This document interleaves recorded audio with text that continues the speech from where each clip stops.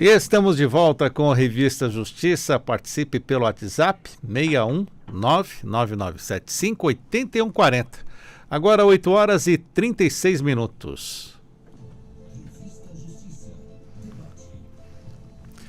Estamos no chamado Dia da Mentira, 1º de abril, por isso o nosso debate vai tratar da verdade contida na Lei de Acesso à Informação, que entrou em vigor no ano de 2012, para trazer mais transparência à sociedade sobre o trabalho dos órgãos governamentais.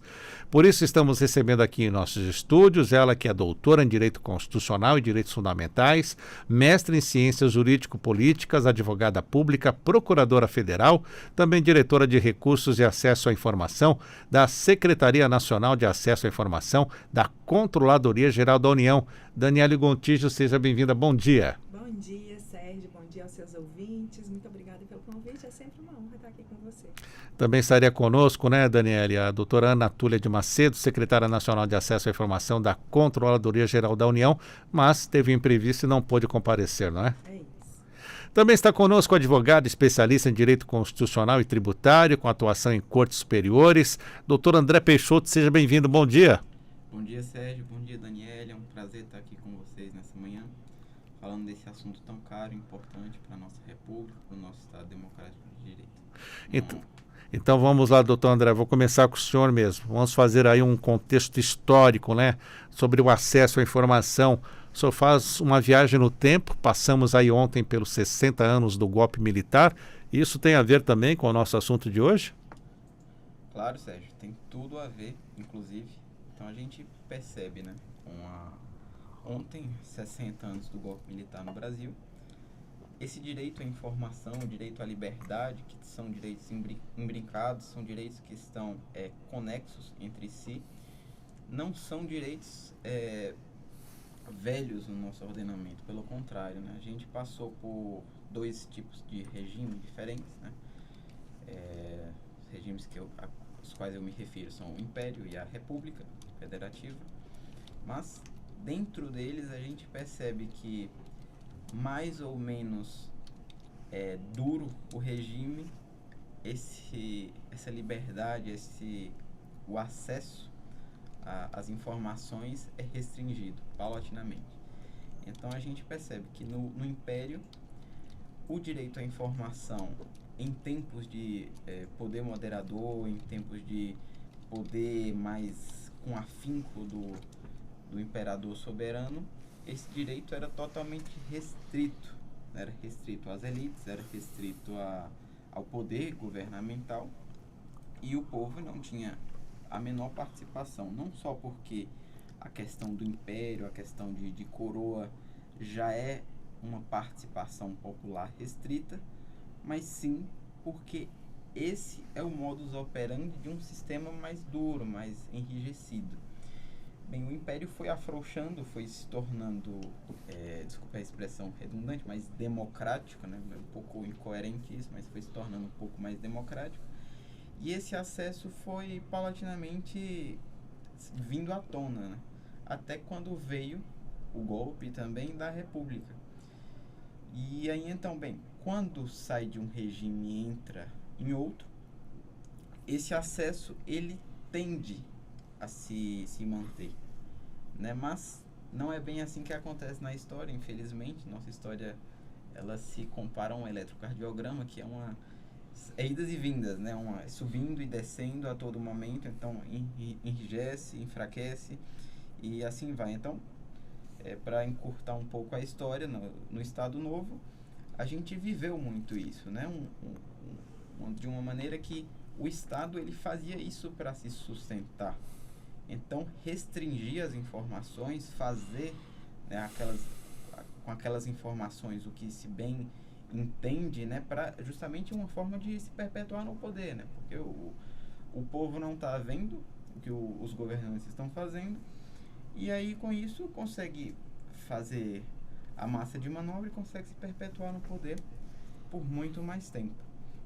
E então veio o nosso mais conhecido regime militar como ditadura e tornou isso cada vez mais fechado, justamente para, diante disso, controlar toda a imprensa, controlar os seus próprios mandatários, né, os seus próprios governantes, quer nos estados, quer em âmbito federal.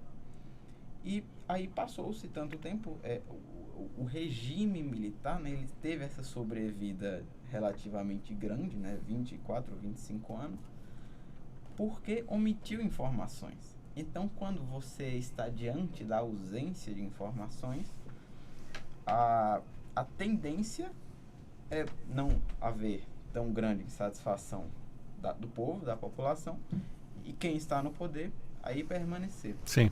Então, com a Constituição de 88, isso veio à tona, né, o direito à informação, o direito de acesso, e com o decorrer das emendas, favorecendo esse direito à informação, em 98 veio a mais importante, que deu ensejo à lei, em 2003, para justamente regulamentar esses dispositivos da Constituição. Então é mais ou menos esse o panorama, né? Então é uma coisa nova, mas uma coisa que precisa ser relativamente, mas precisa ser vigiada a todo momento, sob o risco de perecer, né? Sob o risco de... Sim. Doutora Daniele Gontijo, depois dessa viagem pela história, vemos a importância, né, de uma lei de acesso à informação. O que a senhora pode ainda complementar dentro desse contexto histórico? Sérgio, eu acho que a gente poderia falar mais um pouquinho sobre o contexto da Constituição atual. Pensar o direito de acesso à informação como um direito fundamental que é garantido na nossa Constituição. Eu acho que, se os seus ouvintes já me ouviram aqui outras vezes, a gente já falou isso muitas vezes sobre o direito à proteção de dados. A importância de se ter reconhecido um direito como um direito fundamental. E a ideia é a mesma para o direito de acesso à informação, com a diferença de que o direito de acesso à informação ele vem previsto como um direito fundamental na Constituição desde que a Constituição foi feita lá em 1988. E o que isso quer dizer? Isso quer dizer que o nosso constituinte, né, o nosso pensamento constituinte foi o seguinte: eu vi aqui um conjunto de valores que eu entendo, que a nossa sociedade entende, que são os valores principais para que essa sociedade possa existir enquanto sociedade, para que a nossa sociedade possa existir enquanto uma sociedade democrática, para que a nossa sociedade possa viver e coexistir. E quais são esses valores? Esses valores são os direitos fundamentais. Então, esse rol de valores, ele está previsto lá no artigo 5º da nossa Constituição. Quem tiver curiosidade dos seus ouvintes de saber quais são esses valores, pode abrir a nossa Constituição e ler o artigo 5º. Ali estão os principais valores, os mais importantes da sociedade. Tanto são os mais importantes que esse é o artigo mais difícil de ser mudado da Constituição. E acho que um dos mais longos, ou não? Ele é bem longo. E ele requer, por exemplo, um quórum específico para ser modificado, ele tem um procedimento específico. Por quê? Porque o Constituinte falou, olha, aqui estão os valores mais importantes para a nossa sociedade. Dentre esses valores está lá o direito de acesso à informação. Quando a gente analisa esse direito de acesso à informação, a gente está falando de um direito de acesso à informação geral. Isso quer dizer de um direito de acesso à informação que engloba o direito de ser informado e o direito de informar. Então, esse direito, ele inclusive, ele gravita ali ao redor da liberdade de expressão, do direito de opinião, porque ele engloba isso de forma muito ampla. Mas dentro desse direito de acesso à informação, a gente tem o direito de acesso à informação administrativa, que é o que a gente está falando aqui, que a gente fala um pouquinho aí da informação que é prestada pelo Estado. E o que é importante da gente pensar que é que inclusive o direito de acesso à informação administrativa, ele é um direito fundamental. Porque quando a gente imagina um direito fundamental, em razão de ele ser esse valor tão importante para a sociedade, existem algumas consequências desse reconhecimento. Essa consequência a gente pode pensar ela quando a gente entende que esse direito, por ser um direito fundamental, ele tem duas dimensões. A primeira dimensão é uma dimensão subjetiva. Isso quer dizer que eu posso, num processo judicial ou administrativo, opor esse direito contra uma pessoa que esteja litigando contra mim. Então, eu posso usar esse direito para tentar garantir o meu direito de ter acesso à informação.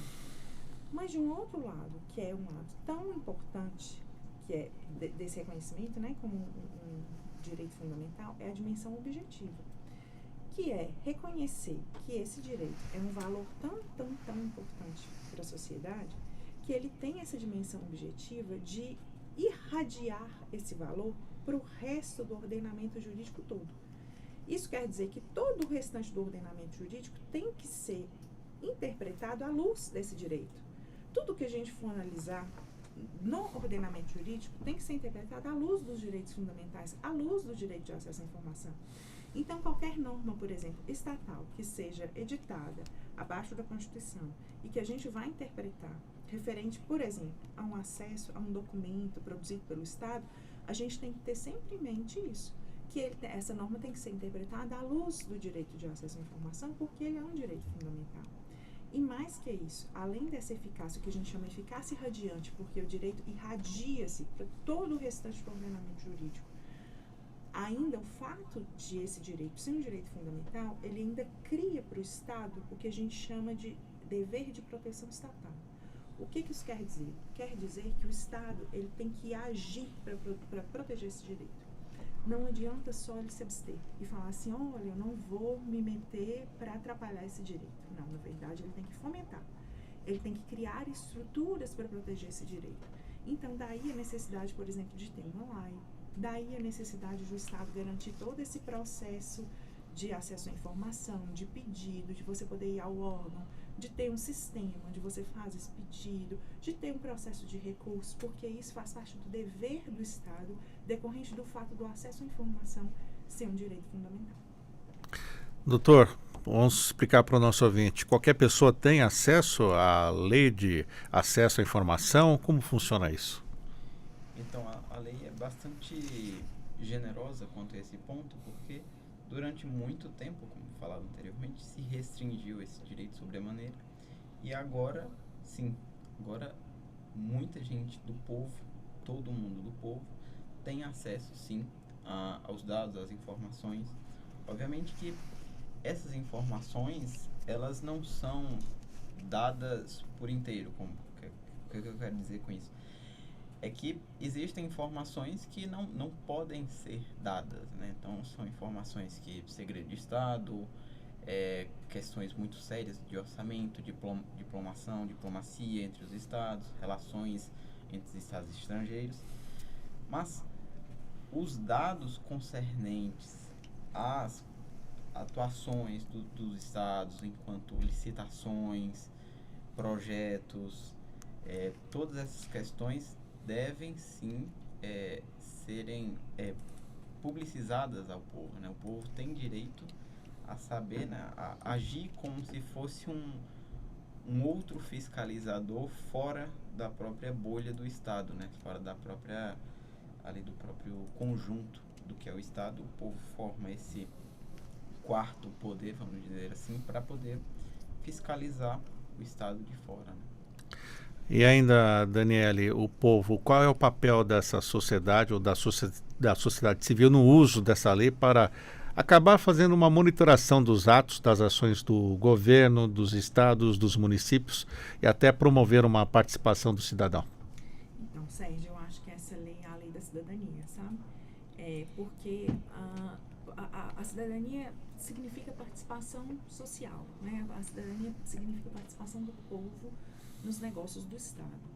E para que o povo possa participar efetivamente e possa efetivamente opinar e controlar e saber o que está acontecendo e fiscalizar e participar da vida do Estado mesmo, ele precisa ter informação, precisa entender o que está acontecendo. E é muito importante, já puxando também um aspecto da lei, que quando essa informação seja prestada, ela seja inteligível, ela seja dada em uma linguagem que as pessoas entendam, né?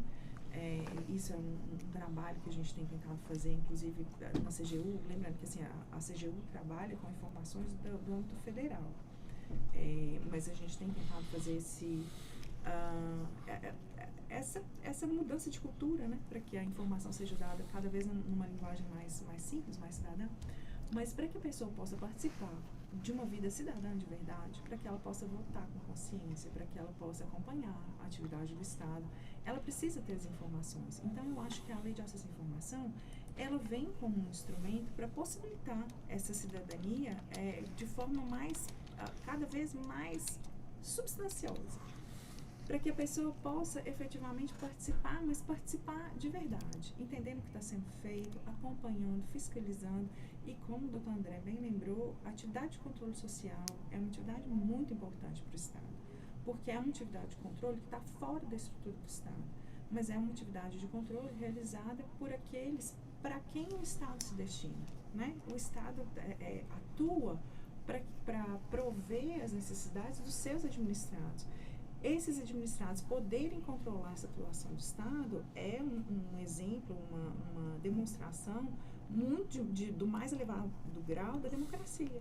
Então, para mim, essa lei é uma lei que é especialmente uma lei que a gente tem que entender como a lei da participação cidadã. Doutor André, o que prevê esta lei sobre o acesso à informação? Como funciona isso, então? Só um parênteses, complementando a Por favor. Daniele, isso é muito interessante, né? Porque a participação popular, ela faz parte de um princípio muito interessante que tem no direito, né? Que é o direito ao contraditório, né? E assim, o contraditório, ele é diferente, assim, de ser só ouvido, né? Contraditório quer dizer, em síntese, é ser ouvido e ter sua opinião levada em consideração. Então, a partir do momento que o povo é ouvido e que tem sua opinião levada em consideração, é oportunizado às entidades de classe, às associações, a todo mundo fazer estudos realmente, colaborar com o Estado, porque às vezes o Estado tem só uma visão da coisa, mas quando isso se espraia para os outros setores, isso fica muito mais rico, né? Fica muito mais elaborado, né? O planejamento estatal fica muito mais social e muito mais cidadão, realmente, para a população. Mas, voltando à sua pergunta, né?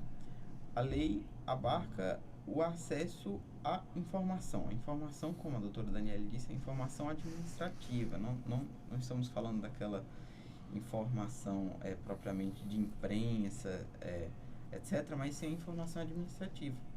A informação vamos usar uma linguagem mais simples, assim, uma informação de o Estado está proporcionando tal coisa. Vou lá, quero saber quais são os gastos, qual a discriminação, para onde vai, como vai, né? Então, isso é tudo de forma eletrônica, assim, todo mundo pode fazer esse requerimento.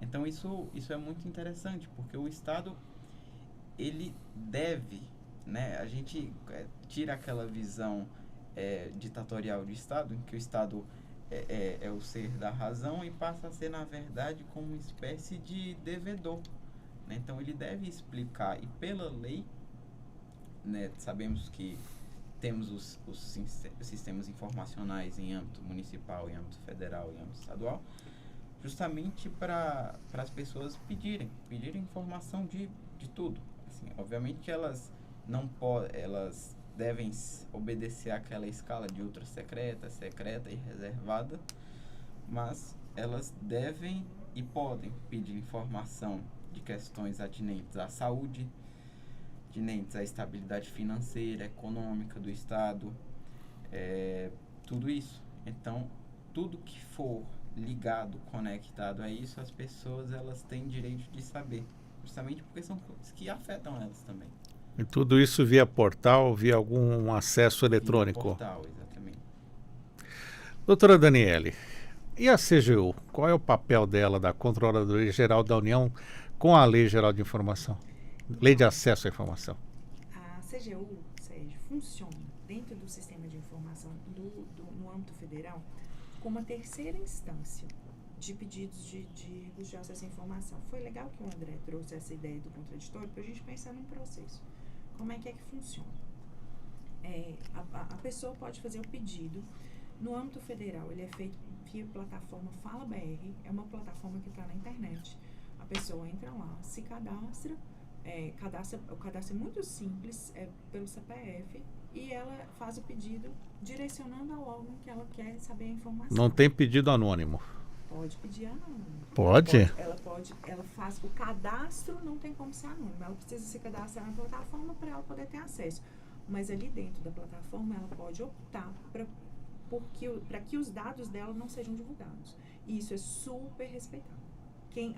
Lá dentro da plataforma, a própria plataforma mascara os dados dela para que fique só ali dentro como dado cadastral. Mas na hora que o pedido vai correr, a informação sobre quem ela é, ele não aparece. E lembrando que a lei, inclusive, não requer que o pedido seja motivado. Você pode simplesmente pedir a informação, você não precisa explicar por quê. Você pode pedir uma informação e essa informação precisa ser uma informação que tenha sido produzida pelo Estado.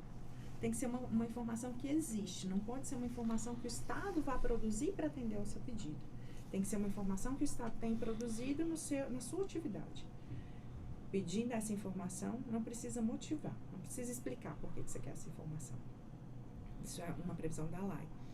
Então, a pessoa entra na plataforma Fala BR, faz esse primeiro pedido. Aí, nesse primeiro pedido, a gente pensa no custo de um processo. Se esse pedido for negado ou ele for concedido parcialmente, por exemplo, for dado só um pedaço da informação que você está pedindo, ela tem um recurso, que é para o superior hierárquico daquela pessoa que respondeu inicialmente o pedido. Se ainda assim, depois da resposta desse recurso, ela não estiver satisfeita, ela tem um outro recurso para a autoridade máxima do órgão. Aí é o ministro, o presidente da autarquia. Bom, se ainda assim ela não estiver satisfeita, ela tem um outro recurso para a CGU, que vai lá para a Secretaria Nacional de Acesso à Informação, que é onde eu trabalho. E se ainda assim ela não estiver satisfeita, ela tem ainda mais um recurso, que é a quarta instância, que vai para a Comissão Mista de Recursos à Informação, que fica hoje vinculada à Casa Civil da Presidência da República, é formada por vários órgãos, é um colegiado formado por vários órgãos. Então, hoje a CGU atua nesse papel de terceira instância e a CGU também é quem cuida do sistema do Fala BR. É a CGU que tem a parte técnica de cuidar que o sistema esteja funcionando, que ele esteja recebendo, que ele esteja observando os prazos, porque como um processo, todos esses pedidos têm prazos, os recursos têm prazos. Então, mas no processo de acesso à informação, a CGU funciona como terceira instância. Aí já precisamos o quê? De um aperfeiçoamento para que logo já na primeira instância consiga as informações necessárias para evitar que tantas, como que a gente fala, recursos possam ser aplicados? É isso, mas eu não tenho exatamente os dados, mas não é muito recurso que sobe até a terceira instância. Eu tenho certeza que é menos de 20%. Eu não tenho exatamente os dados, porque quem cuida desses dados é uma outra diretoria. Mas é claro que se a pessoa não recorreu, é porque ela ficou satisfeita com a informação que ela recebeu, né? Teve a pacificação social aí, né? Do que ela estava pedindo e do que ela recebeu. E é isso. Se ela não recorreu, é porque a informação foi bem prestada. É interessante saber, né, que existem essas instâncias para recursos e muitas vezes as pessoas não têm essa paciência para aguardar, né? Vou fazer um intervalo agora, 8 horas e 59 minutos. Já já voltaremos aqui na Rádio Justiça falando sobre lei de acesso à informação, justamente no Dia da Mentira. Estamos conversando aqui com a doutora Daniele Gontijo. Também está conosco o doutor André Peixoto, não saia daí. E estamos de volta com a Revista Justiça. Vamos dar continuidade ao nosso debate agora, 9h03.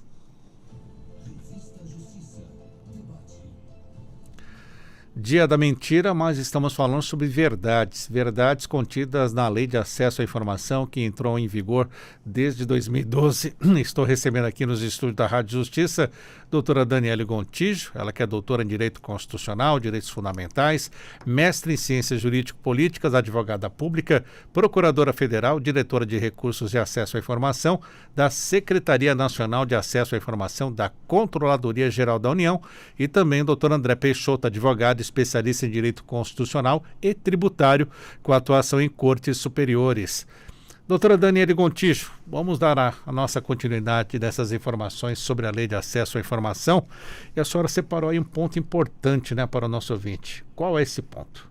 Então, Sérgio, eu queria começar falando uma coisa que talvez não tenha ficado muito clara no nosso bloco anterior, que é qual a importância da lei, né? A gente falou um pouquinho sobre o direito fundamental de acesso à informação, de como ele é amplo, como ele abarca toda a informação. Uma informação que eu deixei passar também é que existe uma discussão aqui no Brasil, inclusive, que tipo de informação que esse direito à informação ele abarca, porque em várias constituições da América Latina, na Constituição Espanhola, existe a previsão de que a informação abrangida por esse direito aí é a informação verdadeira. E aí a gente entra numa outra discussão, né? Que é a discussão de fake news, a discussão de desinformação. E hoje já se tem entendido que talvez até esse conceito de informação verdadeira seja um conceito difícil, porque quem fala qual é a informação verdadeira, né? Então, hoje, inclusive no G20, se tem trabalhado o conceito de integridade da informação. Qual é a informação íntegra que a gente tem que passar para os nossos cidadãos? A informação qual é a informação que o cidadão tem que ter acesso para ele poder fazer uso dessa cidadania da forma mais ampla possível, uma informação íntegra. E o que seria essa informação íntegra, né? Hoje, essa é a discussão do momento.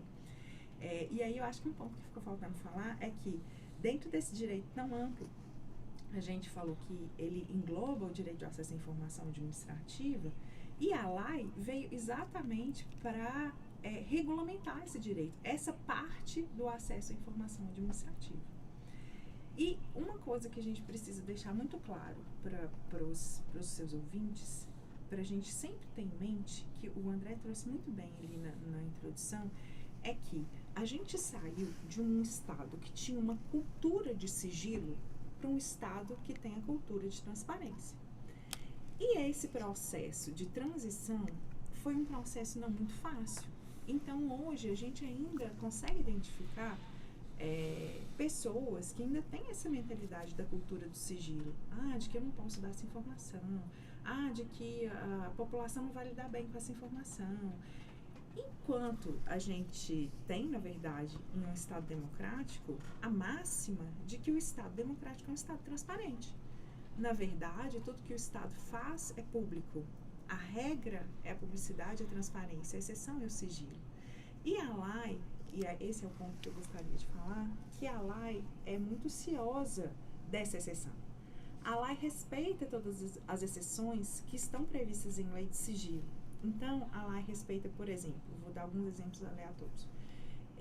Processos administrativos disciplinares. Existe uma previsão específica de sigilo desses processos enquanto eles estão em curso. Essa previsão está lá na Lei 8.112. A lei respeita. Processos referentes a sigilos comerciais, que podem afetar a concorrência de empresas. A lei respeita. Então, assim, sigilos sigilos fiscais, a lei respeita. Esses sigilos, eles são compatibilizados com a lei. Não é que a lei veio abrir toda e qualquer informação, como o Dr. André bem falou aqui no começo da nossa conversa. A lei respeita esses sigilos. E, além disso, existe uma previsão na lei que é a possibilidade de ser colocado um grau de sigilo, que é quando a gente fala de classificar a informação. Se não existe um sigilo legal previsto em lei, existe uma possibilidade para determinados tipos de informação, que eu sei que depois o doutor André vai falar, que a autoridade pode identificar, olha, essa informação aqui está dentro desse tipo de informação secreta, ultra secreta, reservada, e aí eu classifico essa informação. O que isso quer dizer? Eu tenho que fazer um ato formal, que é um TCI, termo de classificação de informação, em que eu vou indicar só o tema e qual tipo de informação é essa, para eu poder classificar e falar, essa informação aqui está sob sigilo. Não é um sigilo legal, mas é um sigilo sob classificação. São duas hipóteses que a lei permite da gente reconhecer que não há publicidade, não há transparência, que é tanto o sigilo legal quanto a classificação da informação, que eu sei que agora o doutor André vai falar um pouquinho. Por favor, doutor André. Então, esse sigilo, né, ele está em 3 camadas, né? A camada de cima da pirâmide é a ultra secreta, né? Então são aqueles documentos que eles, de certa forma, cooperam ali, eles versam sobre questões que são muito caras para o Estado, né? Então, são questões de segurança nacional, são questões de tratados, são questões de fronteira, de forças armadas, então, de segurança nacional principalmente, né? Então, são essas informações que são caras para o Estado e para a sociedade, né? Então, é uma sinergia que há, né, constante desses documentos que permite ao Estado justamente classificar como ultra secreto. Porque justamente são informações... O senhor falou sobre ultra secreto, secreto e reservado, né? Exatamente. O secreto, então lembrando, cada um deles tem um certo período que pode ser prorrogado, né? O ultra secreto é o período de 25 anos. O secreto, 15 anos. E o reservado, 5 anos. Então, justamente, é uma escala de confidencialidade, né, que o Estado exerce, que o Estado propõe, justamente para guardar com maior zelo, com maior cuidado essas informações, como uma espécie de tesouros também, né? Então, os secretos são os que causam dano grave também à sociedade e ao Estado, mas que não são justamente ultra secretos, né? Eles não são tão caros a ponto de serem prorrogados por 25 anos. Então, se encaixam nesse padrão de secretos, né? O orçamento público e informações que não são tão... não atingem direitos fundamentais, né, que o Estado maneja tão cláusulas pétreas como o ultra secreto abrange, né, que segurança pública, liberdade de locomoção, liberdade de ir e vir, todos esses direitos que o Estado mexe, que são mais sensíveis aos cidadãos e a ele próprio, são classificados como ultra secretos, e diferentemente dos secretos, né? E os reservados são aqueles direitos que o Estado ele precisa guardar durante um tempo, né? Ele precisa reservar durante um tempo, justamente para não é que ele atinge propriamente os mais sensíveis, né? São direitos mais ali elementares, mas o Estado ele precisa disso justamente porque é uma informação que pode chocar, né? O Estado, justamente como ninguém, ele pode fazer esse juízo, né, discricionário, esse juízo sobre colocar os pingos nos is, né, justamente, e ele guarda justamente esse direito dele, né? Ele exerce esse direito dele justamente para as pessoas terem mais um tempo, né? Existe uma coisa muito certa, assim, que quanto mais o tempo passa, mais os ânimos se acalmam, né? Então, a possibilidade justamente esse juízo é exercido com base um pouco nisso, né? Bastante nisso, de que passado o tempo as coisas vão se acalmar, o calor do momento vai se acalmar para as pessoas analisarem aquilo com mais frieza, né? Doutora Daniele, e esses 100 anos de sigilo que a gente ouve por aí? É de fato 100 anos mesmo? Sabia que vinha essa pergunta. Então, essa é uma previsão da LAI referente a informações pessoais, que é uma previsão específica de um dos sigilos que a LAI prevê. E aí a gente precisa aí fazer uma digressão. Muita gente confunde essa previsão com a LGPD. E aí a gente precisa então fazer essa diferenciação. Porque o que a LGPD veio fazer? A LGPD regulamenta um outro direito fundamental, que é o direito à proteção de dados pessoais. Mas a LGPD, ela não traz nenhuma hipótese de sigilo. O que a LGPD faz é falar quando eu posso tratar dados pessoais e quando eu não posso, inclusive dados pessoais sensíveis. Ela traz as hipóteses e os princípios, as obrigações para quem vai fazer esse tratamento de dados. A hipótese de sigilo, ela está prevista lá na LAI. A LAI é que traz os casos em que informações pessoais tratadas pelo Estado vão ser sigilosas. Então, uma coisa é o tratamento, está lá na LGPD, outra coisa é o sigilo, está na LAI. O sigilo está na lei, lá no artigo 31. E o que o artigo 31 fala? Ele fala que vão ser sigilosas as informações pessoais referentes à vida privada, honra e imagem. Então, note que ele faz uma interpretação de informações pessoais muito mais restritiva do que a informação do que o conceito de dados pessoais que a LGPD traz. Porque a LGPD fala assim, o que é dado pessoal? A LGPD fala que dado pessoal é um dado de uma pessoa que é identificada ou identificável. Então, muito dado pessoal. Muita coisa é dado pessoal. Qualquer coisa que identifique uma pessoa é um dado pessoal. O que a lei põe sigilo é um dado, uma informação pessoal que diga respeito à vida privada, honra e imagem. É isso que está no sigilo de 100 anos. É esse pequeno recorte das informações pessoais que a lei assim conceitua, que estão no sigilo de 100 anos. E é só esse tipo de dado pessoal. E eu acho que tem sido o grande problema e o grande equívoco na interpretação que às vezes os órgãos fazem, que verifica que tem ali um dado pessoal e não faz essa análise. Espera aí, mas é um dado pessoal, ele é de vida privada, honra ou imagem? Ou melhor, o conjunto desses dados pessoais que eu estou liberando aqui, eles dizem respeito à vida privada, honra ou imagem? Porque se eles não dizem respeito, eles não estão na hipótese de sigilo. A hipótese de sigilo está prevista na lei, ela não está prevista na LGPD. Isso foi uma confusão tão grande, Sérgio, que foi necessário a CGU editar 2 enunciados, um em 2022 e um em 2023, para falar da forma dessa harmonização entre lei e LGPD, porque acontecia tanto de chegar, por exemplo, em grau de recurso para a gente lá, pedidos que eram negados com fundamento em artigos da LGPD. Gente, mas a LGPD não traz hipótese de sigilo. Quem traz hipótese de sigilo é a lei. Para negar um pedido de acesso à informação que o Estado produziu com fundamento em informação pessoal, você tem que enquadrar ela lá nesse artigo 31 da lei, que prevê o sigilo de 100 anos, mas você tem que me mostrar aquela informação de vida privada, honra ou imagem da pessoa.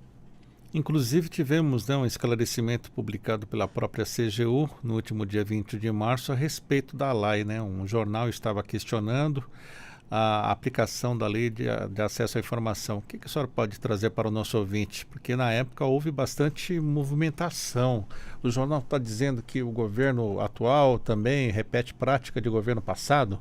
Então, Sérgio, na verdade, esses dados foram analisados de uma forma um pouco equivocada, sabe, pelo jornalista, porque, na realidade, e aí eu acredito que também a própria administração pública precisa fazer essa análise para dentro, porque ele pegou os dados iniciais, os pedidos, lembra que eu mostrei que é todo um processo, né? As instâncias, né? Todas as instâncias. Ele pegou os dados referentes à primeira resposta. E fato é que hoje ainda existe muito essa confusão. Se aqui tem um dado pessoal, eu não posso dar porque aqui é sigiloso. E esquece de fazer essa análise de que eu tenho que fazer a análise do sigilo, não é na LGPD. Não é com aquela ideia de dado pessoal super ampla da LGPD, mas sim com o conceito de informação pessoal muito mais restrito que está lá na lei. Então, ainda existe essa dúvida. E, assim, acho que é comum. A LGPD é uma lei super nova. As pessoas ainda têm um certo receio. Não tem ainda... A administração ainda não está madura o suficiente para a aplicação da LGPD. Existe muita dúvida. Quando eu trabalhava na NPD, eu recebia ligação, assim, diuturnamente, de eu posso liberar tal dado? Tal dado é sigiloso ou não é? Com base na LGPD e não na lei. Então, ainda existe essa dúvida. Eu acho que esse esclarecimento e essa maturidade ainda precisam ser trabalhados. Mas fato é que os dados que saíram naquela reportagem são dados referentes ao primeiro pedido. E, na verdade, aquelas pessoas recorreram, e muitos daqueles pedidos ali foram revertidos depois, porque se viu que, na verdade, a análise tinha sido feita de forma equivocada. Se analisou com base em um conceito super amplo de LGPD, quando tinha que se analisar em um conceito restrito de lei. E que, então, não era caso de negar por sigilo. Não era o caso. Era o caso de, inclusive, na nota, alguns casos foram esclarecidos que foram concedidos, que as informações já estão públicas. Então, eu acho que teve esse equívoco na análise das informações. Vamos lá, doutor André. Temos essa preocupação. O senhor já falou sobre a consideração de informação secreta, ultra secreta, reservada. Falamos do sigilo de 100 anos. E o que mais podemos fazer? Falar a respeito desta regulamentação da lei e esses conflitos com a LGPD. Primeiramente, gostaria de falar mais um pouco sobre essa questão das instâncias, né, dos recursos. Então, é interessante que essa previsão, ela está em todo o ordenamento, né? Porque, assim, levando para o lado penal, né, que é o que todo mundo, a maioria das pessoas lembra, né, da Constituição, aqui do próprio Supremo, há a presunção de inocência, né? Então, no caso da informação, há a presunção de que a pessoa tem direito àquela informação. Então, há a possibilidade de recorrer até a última instância, por assim dizer, para que a pessoa obtenha aquela informação. Então, isso é muito interessante, essa coisa de oportunizar. Não acaba num primeiro piso, não acaba num primeiro não, né? Há sempre a possibilidade de avançar, né? E o que a doutora Daniele falou é muito interessante, porque a taxa de quem recorre é baixa, o que demonstra, obviamente, que a informação é prestada de pronto, assim, não há muitos nãos à primeira vista, né? Mas, bem, em relação ao binômio LAI e LGPD, é muito interessante essa coisa, porque a NPD é relativamente nova no Brasil, né? Então, a LGPD, um pouco mais velha, a NPD mais nova, e é o que dá sustentação, assim, a própria LGPD, né? Então, a NPD está trazendo agora a público esse debate, né? E é uma coisa muito difícil, porque a gente, apesar de estar numa modernidade maior, a LGPD trata de coisa, de certa forma, muito abstrata, assim, dados, privacidade, são coisas que não são palpáveis, assim, são coisas que estão na nuvem, na sua maioria das vezes. Então, é muito difícil o entendimento, principalmente por parte do Estado, que historicamente já é uma coisa mais burocrática, se adequar a isso. E esse conflito entre leis é uma coisa, assim, não há conflito nenhum entre LGPD e LAI, mas essa confusão que se faz de qual devo obedecer, qual devo...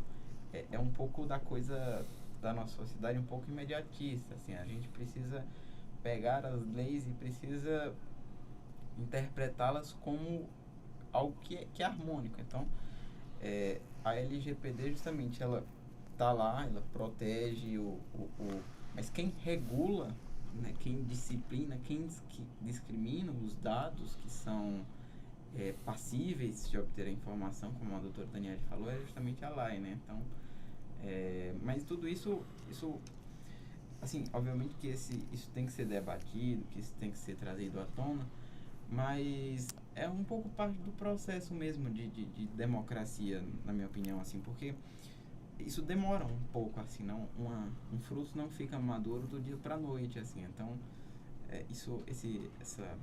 essa coerência, essa coisa bem construída demora um certo tempo para acontecer.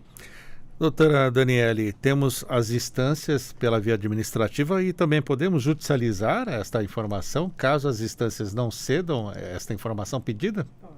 E pode também ao contrário. Quando cede, já aconteceu de a gente ter recursos contra a CGU, por exemplo, de informações que a gente deu e o órgão entendeu que não podia dar, que era, por exemplo, uma informação estratégica do órgão protegida por um sigilo específico.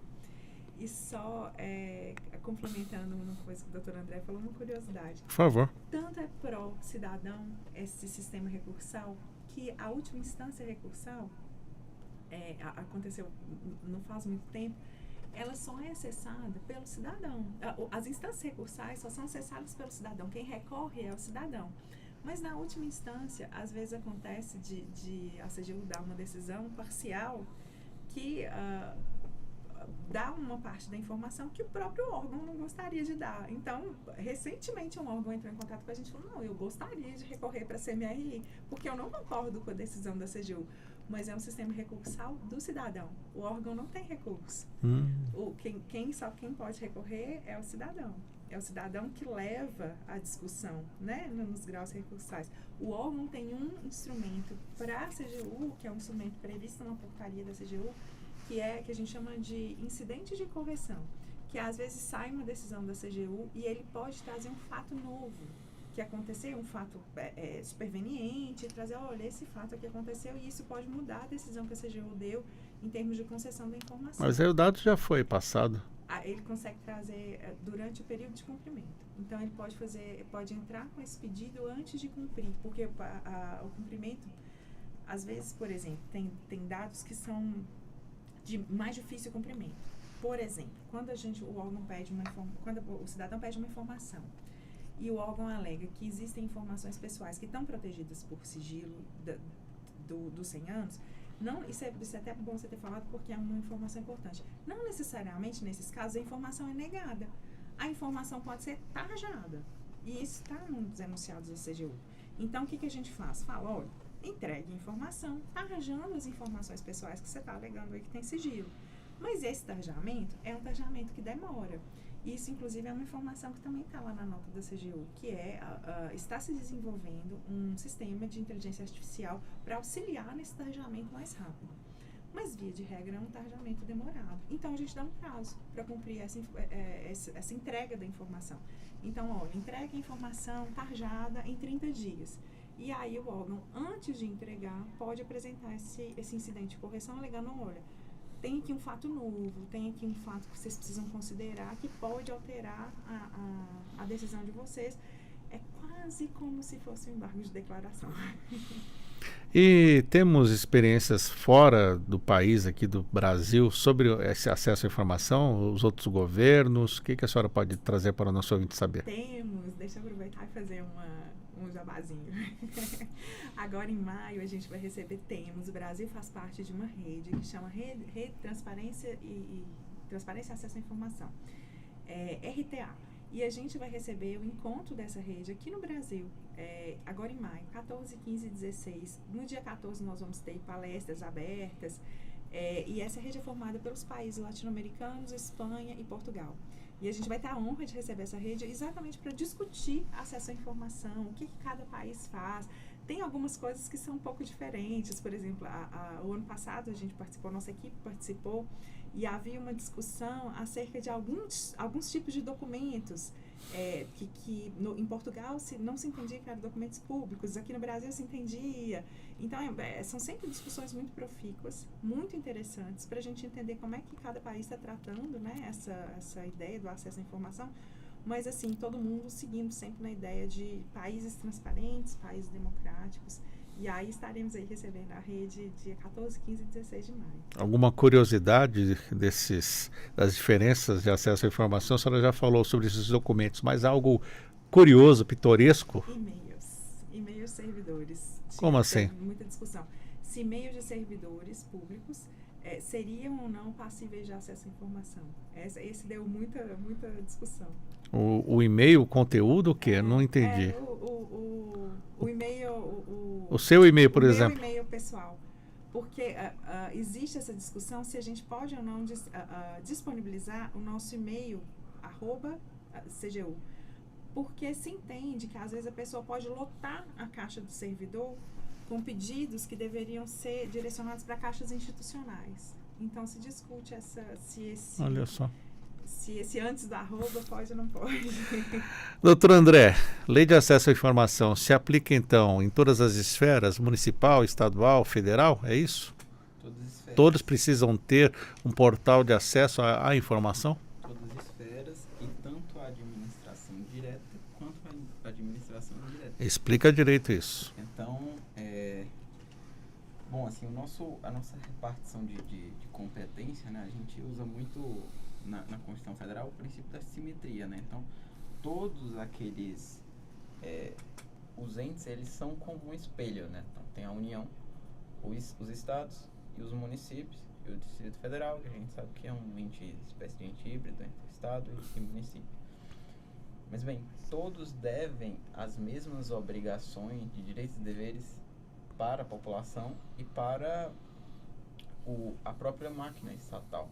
Então, diferente não seria se fosse o contrário, né? Então, cada ente deve à sua população respectiva o direito, né? O pleno acesso a essas informações, a plena transparência. E assim, a administração pública, direta e indireta, como a gente sabe, ela também é Estado, né? Então, assim, a indireta também é Estado. Muita gente pensa que são órgãos meramente independentes, eu não vou entrar nesse debate do direito administrativo, mas eles cooperam para que o Estado aconteça, né? Eles cooperam para que o Estado funcione, as agências reguladoras, as fundações, a sociedade de economia mista, tudo isso coopera, tudo isso é Estado também. Então, câmaras municipais, assembleias legislativas também estão dentro da lei. Sim. Então, tudo isso também é informação, tudo isso guarda informação. Então, a gente foge um pouco daquela ideia de que a informação ela está encaixada na ponta da pirâmide, que é a união, né? Mas não, a informação ela está estratificada por toda a base da pirâmide, né? Que são essas regionalidades.